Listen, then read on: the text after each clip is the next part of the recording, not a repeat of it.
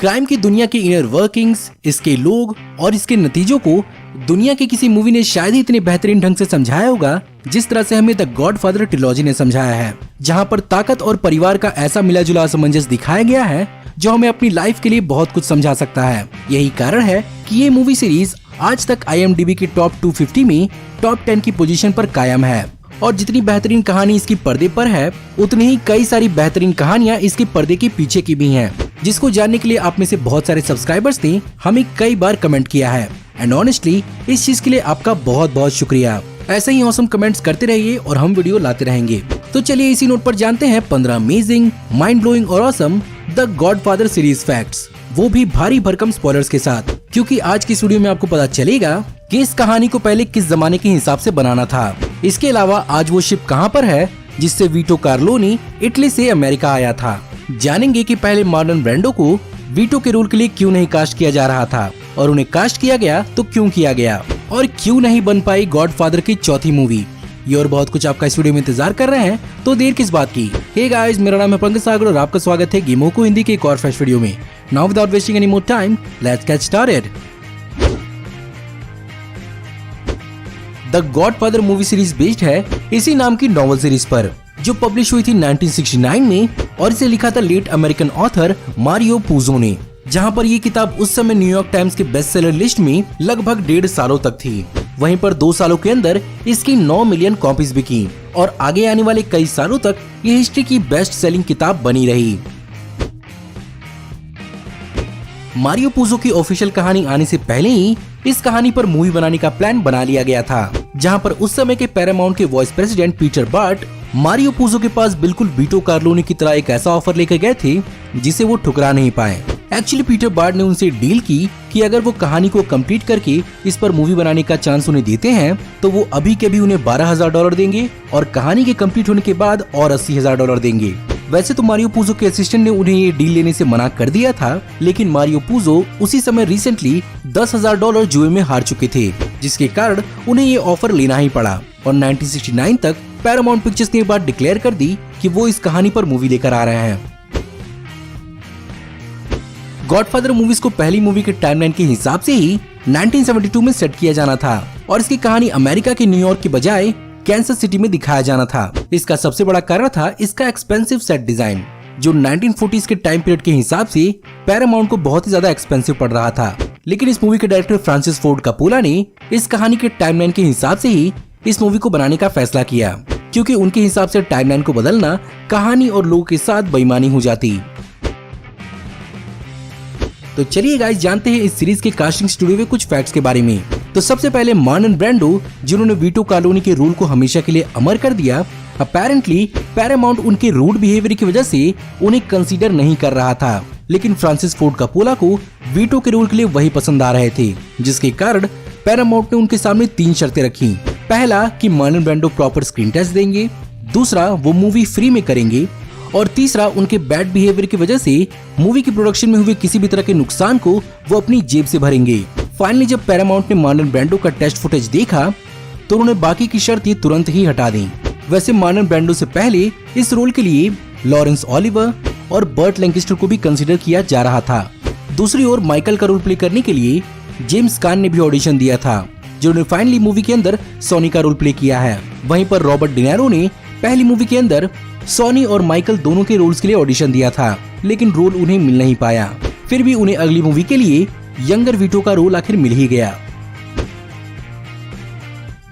Marlon Brando इतने बड़े method actor थे कि वो इसके चक्कर में बहुत कुछ भूल जाया करते थे, यहाँ तक कि अपनी लाइंस को भी। इसी के चक्कर में प्रोडक्शन को कई बार कई सारे जुगाड़ फिट करने पड़े, जहाँ पर कई जगहों पर कई सारे प्रॉप्स, ऑब्जेक्ट्स और यहाँ तक कि लोगों के कपड़ों के ऊपर भी कैमरे से छुपाकर डायलॉग्स के छोटे छोटे चिट और क्यू कार्ड्स लगाए जाते थे, ताकि सीन्स के दौरान ही मार्लन ब्रैंडो अपनी लाइंस को रिवाइज कर पाए। अब चलिए बात करते हैं इस मूवी सीरीज के कुछ प्रैक्टिकल एलिमेंट्स के बारे में, जो इस मूवी के साथ ही बिल्कुल ब्लेंड हो गए। जैसे कि इस मूवी में दिखे एक्स्ट्रास। आपको शायद जानकर हैरानी होगी कि जहां पर सोनी कार्लो को पीटता है, वहां पर 700 एक्स्ट्रास का इस्तेमाल किया गया था। वहीं पर मूवी के ओपनिंग वेडिंग वाले सीन में तकरीबन 750 एक्स्ट्रास को कास्ट किया गया था, जिन्हें मैनेज करना ही अपने आप में एक बहुत बड़ा टास्क था।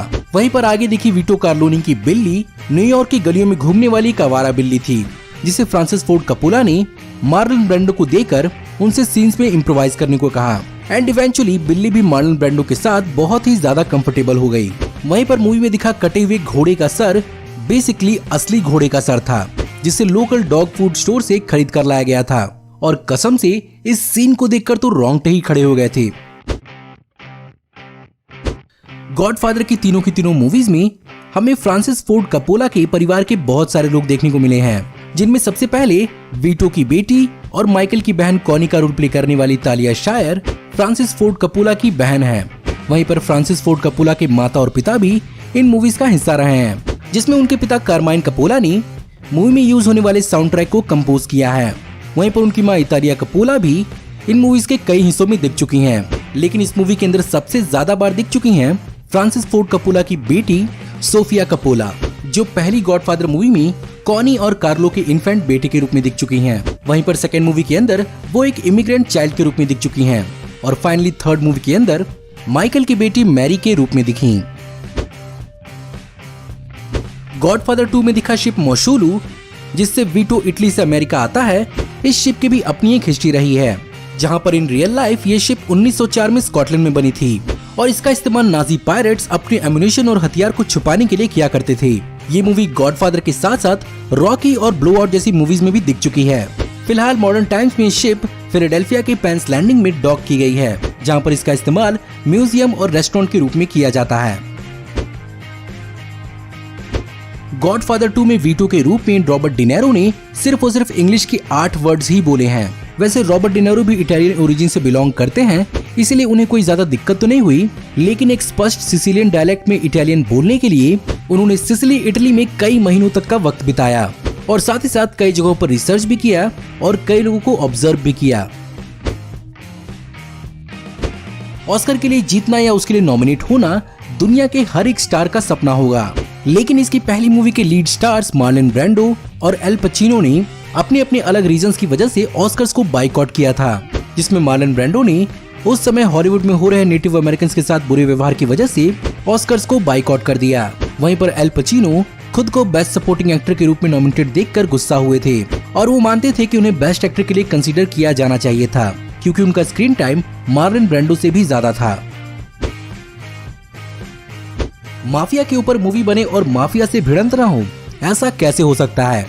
गॉडफादर मूवीज को बनाने के लिए फ्रांसिस फोर्ड कपोला को कई सारे real Italian American mob groups की धमकी भी झेलनी पड़ी थी और उनका मानना था कि ये मूवी इटालियन अमेरिकन मॉबस्टर्स को दुनिया भर में बदनाम करेगी। इसीलिए फिल्म मेकर्स को डराने के लिए माफिया ने कई सारे कारनामे किए, जहां पर इस मूवी के प्रोड्यूसर के सेक्रेटरी की पार्क्ड गाड़ी में उन्होंने गन फायर्स तक किए। बाद में फ्रांसिस फोर्ड कपोला ने खुद माफिया के कई सारे मेंबर्स के साथ मीटिंग की, जहां पर इस बात को डिसाइड किया गया कि इस मूवी के अंदर साफ साफ माफिया वर्ड का इस्तेमाल नहीं होगा। वहीं दूसरी ओर माफिया के कई सारे मेंबर्स इस मूवी में एक्स्ट्रा के रूप में काम करेंगे ताकि वो फिल्म मेकर्स पर नजर रख पाएं। इस मूवी के अंदर कई सारे एक्टर्स के डिफॉर्म चेहरों को बनाए रखने के लिए कई सारे डेंटल माउथ पीसेस को बनाया गया था, लेकिन इसका सबसे ज्यादा इस्तेमाल किया मार्लन ब्रांडो ने, जिन्होंने पहले अपने कैरेक्टर को प्ले करने के लिए अपने मुंह में टिश्यू पेपर और कॉटन बॉल्स ठूसे थे। बाद में इसके लिए बकायदा एक डेंटल माउथ पीस बनाया गया और आज ये डेंटल माउथ पीस अमेरिका के न्यूयॉर्क की American museum of moving image में रखा गया है। थर्ड मूवी के अंदर एल पचिनो वापस नहीं आना चाहते थे।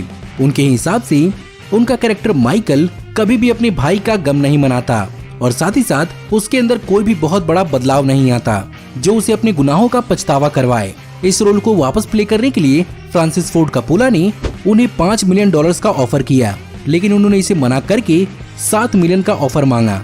साथ ही साथ मूवी की टोटल कलेक्शन का एक परसेंटेज भी मांगा, जिसकी वजह से फोर्ड कपोला ने उन्हें धमकी दी कि अगर वो इस रोल में वापस नहीं आएंगे तो थर्ड मूवी की शुरुआत उनके कैरेक्टर के फ्यूनरल के साथ ही होगी। इसीलिए अपने फिक्शनल कैरेक्टर की जान बचाने के लिए वो इस मूवी में वापस आए। साथ ही साथ उन्होंने अच्छे बच्चे की तरह $5 मिलियन वाला ऑफर ही एक्सेप्ट किया। अगर आप भी इस बारे में सोचते हैं कि गॉडफादर की चौथी मूवी कहाँ है, गॉडफादर की चौथी मूवी के आने का प्लान बनाया गया था, जो बेसिकली बहुत हद तक गॉडफादर 2 की तरह ही होता और इस मूवी की कहानी विंसेंट कार्लोनी के इर्द गिर्द घूमती। वहीं पर उसके पैरेलल ही उसके पिता सोनी का भी यंगर वर्जन दिखाया जाता, जिसका रोल लियोनार्डो डिकैप्रियो प्ले करने वाले थे। इसकी चौथी मूवी पर फिल्म बनाने के लिए फ्रांसिस फोर्ड कपूरा ने ये शर्त रखी थी कि वो एक भी पैसे नहीं लेंगे। इसके बजाय स्टूडियो $1 मिलियन मारियो पूजो को देगा, लेकिन अनफॉर्चुनेटली 1999 में मारियो पूजो की डेथ हो गई और पैरामाउंट पिक्चर्स ने मारियो पूजो को रिस्पेक्ट देते हुए उनके किसी भी काम को फिर से न रिक्रिएट करने का प्रॉमिस किया। वहीं पर बुक्स में गॉडफादर की कहानियों के 3 और सीक्वल्स आ चुके हैं, जहां पर 2004 में गॉडफादर रिटर्न्स और 2006 में द गॉडफादर्स रिवेंज बुक को पब्लिश किया गया, जिसे मार्क वाइन गार्डनर ने लिखा था। वहीं पर 2012 में इस सीरीज की प्रीक्वल कहानी द फैमिली कार्लोन को एडवर्ड फैल्को ने लिखा है। अब चलिए बात करते हैं इस सीरीज के कुछ अचीवमेंट्स के बारे में। और यकीन मानिए, क्रिटिकली और फाइनेंशियली इस मूवी ने बहुत कुछ अचीव किया है, जिनमें सबसे पहली मूवी ने 11 नॉमिनेशंस में से 3 ऑस्कर अवार्ड्स जीते, जो कि थे बेस्ट पिक्चर, बेस्ट एक्टर, जहां मार्लन ब्रैंडो को अपने रोल के लिए अवार्ड मिला, वहीं पर इसे बेस्ट अडॉप्टेड स्क्रीन प्ले के लिए अवार्ड दिया गया। वहीं पर सेकंड मूवी ने 11 नॉमिनेशंस में से 5 अवार्ड जीते, जिसमें best picture, best supporting actor, जहां पर रॉबर्ट डिनेरो को वीटो के लिए अवार्ड मिला, best adopted screen play, best director, best original score और बेस्ट प्रोडक्शन डिजाइन का अवार्ड मिला। वहीं पर तीसरी और आखिरी मूवी को 6 ऑस्कर्स के लिए नॉमिनेट किया गया, जिनमें से इसे एक भी नहीं मिल पाया। वहीं अगर इसकी दूसरी पहलू की बात की जाए तो ये मूवी फाइनेंशियली भी बहुत सक्सेसफुल रही है, जहां पर 1972 के हिसाब से इसकी पहली मूवी को बनाने में 6 से 7 मिलियन डॉलर्स लगे थे, जिसके बदले इसने वर्ल्ड वाइड 246 से लेकर 287 मिलियन डॉलर्स तक कमाए। वहीं पर दूसरी मूवी ने 13 मिलियन डॉलर्स की बजट पर 48 मिलियन से लेकर 88 मिलियन डॉलर्स वर्ल्ड वाइड कमाए। और फाइनली तीसरी मूवी ने 54 मिलियन डॉलर्स की बजट पर 136 मिलियन डॉलर्स वर्ल्ड वाइड कमाए। और आज भी ये मूवी IMDb के टॉप 250 और टाइम मैगजीन के ऑल टाइम 100 मूवीज के टॉप 10 स्पॉट पर कायम है, जो बताती है कि आज तक इसका क्रेज क्यों नहीं खत्म हुआ।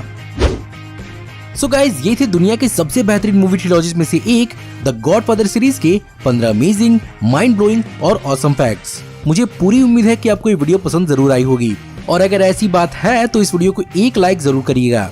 साथ ही साथ मुझे कमेंट में बताइएगा कि आपको इस वीडियो में बताए हुए कौन से फैक्ट बहुत ज्यादा पसंद आए। मुझे पैरामाउंट पिक्चर्स के मार्लन ब्रैंडो के लिए शर्तों के बारे में जानकर बहुत हैरानी हुई। At the end of the day हम सब जानते हैं कि मार्लन ब्रैंडो इस कैरेक्टर के लिए कितने परफेक्ट थे। एनीवे, अगर आप हमारी आने वाली ऐसी फ्यूचर ऑसम वीडियोस को देखते रहना चाहते हैं तो हमारे चैनल को सब्सक्राइब करिए, बेल वाले आइकन को दबाइए और हमारी वीडियोस को बिना मिस किए एंजॉय करते रहिए। इसके अलावा अगर आप चाहें तो इस वीडियो के लिंक को अपने दोस्तों और ग्रुप्स के बीच में जितना हो सके उतना शेयर करें।